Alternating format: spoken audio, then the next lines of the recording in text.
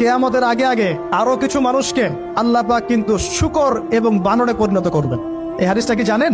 হাদিসটা শুনে রাখেন, এটা আখিরুজ জামান বা কিয়ামতের আলামত সংক্রান্ত হাদিসগুলোর মধ্যে পাবেন।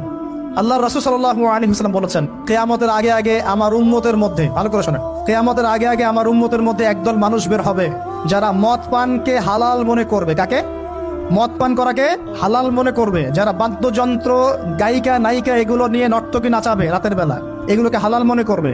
যারা অশ্লীলতা, বেহায়াপনাকে জায়েজ করে নিবে, ঠিক আছে, এরকম কয়েকটা পাপের কথা বলে নবীজি বলছেন একদিন সকালবেলা আল্লাহ পাক তাদেরকে ঘৃণিত বানরে পরিণত করবে।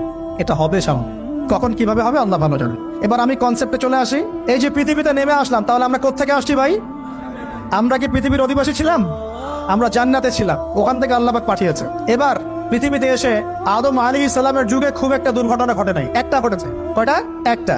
ভাই হাবিলের কোরবানি কবুল হয়, কাবিলের অন্তর্দাহ হয়, জ্বালা হয়। কেন হাবিলেরটা কবুল হবে, কাবিলের কেন হচ্ছে না? এই হিংসার বশবর্তী হয়ে কাবিল হাবিলকে হত্যা করে ফেল। হত্যা করে লাশটা দাফন করার পদ্ধতিও তার জানা ছিল না। আল্লাহ কাককে পাঠালেন, কাককে দেখে সে শিখলো। প্রথম দুর্ঘটনা হচ্ছে হাবিল কাবিলের দুর্ঘটনা। বলে রাখি, আজকেও নিজের ভাইয়ের বেশে বহু কাবিল মুসলিম সমাজের মধ্যে ঘুরে বেড়ায়।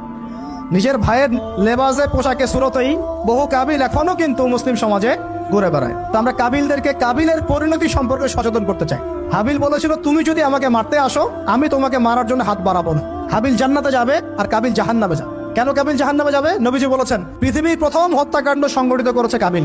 এই কারণে পৃথিবীতে যত খুন হবে, সমস্ত খুনের পাপের একটা অংশ কাবিলের আমল নামায় যোগ করা হবে। বলে নাউজুবিল্লাহ।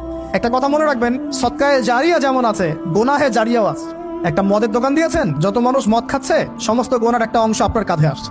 সিনেমা হল করেছেন, মানুষ সারাদিন নেকটা ছবি দেখে, নগ্ন ছবি দেখে, যত মানুষ এখানে পাপ করবে, সমস্ত পাপের একটা অংশ আপনার কাঁধে যাবে। আবার একটা মাদ্রাসা করেছেন, যত মানুষ এখানে দ্বীনি ইলম শিখবে, এই নেকির একটা অংশ আপনি পাবেন ইনশাআল্লাহ। মরে গেলেও কবরে পাবেন ইনশাআল্লাহ। আল্লাহ পাক আমাদের সবাইকে সদকায়ে জারিয়া করার তৌফিক দেখ, গোনাহে জারিয়া থেকে বাঁচিয়ে রাখুন। খুব খেয়াল রাখবেন, আল্লাহ পাক আমাদের হেফাজত করুন বলি আমিন। এবার ওই যুগ শেষ, নূহ আলাইহিস সালামের যুগ। এই যুগে আল্লাহর একই সুন্নত, নূহ আলাইহিস সালাম 950 বছর দাওয়াত দিলেন, 40টা বা 80টা পরিবার ইসলাম কবুল করেছে, বাকিরা করে নাই। যারা করে নাই আল্লাহ পাক তাদেরকে ডুবিয়ে মারলেন, যারা করেছে আল্লাহ পাক উদ্ধার করলেন। সোজা কথা, আজকে সারা পৃথিবীতে যত মানুষ আমরা বেঁচে আছি না, আমরা কোনো না কোনো ভাবে ওই 80 পরিবারের সদস্য। আমরা ভাই ভাই, আমরা ওই ফ্যামিলি, 80 ফ্যামিলির অন্তর্ভুক্ত। কিরকম করে? নূহ আলাইহিস সালামের 4 সন্তান ছিল। কয় সন্তান?